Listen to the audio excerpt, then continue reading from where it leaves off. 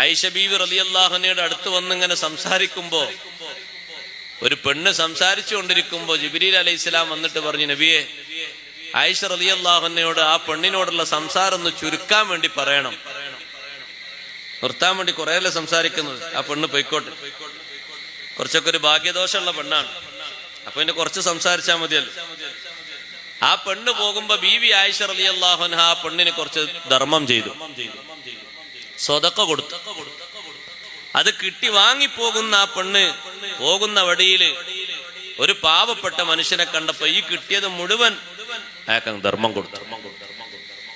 നേരത്തെ വന്ന് സംസാരം മതിയാക്കാൻ വേണ്ടി പറഞ്ഞ ജിബ്രീൽ അലൈഹിസ്സലാം തിരിച്ചു വന്നിട്ട് പറഞ്ഞു, ആ പെണ്ണിനെ നല്ല പെണ്ണാക്കി അള്ളാഹു സ്വീകരിച്ചിട്ടുണ്ട്, വേണമെങ്കിൽ തിരിച്ചു വിളിച്ച് ഇനിയും വർത്തമാനം പറയാം. നല്ലവരോട് നല്ല വർത്തമാനം പറയാം, അതിന് കേടുണ്ടാവില്ല.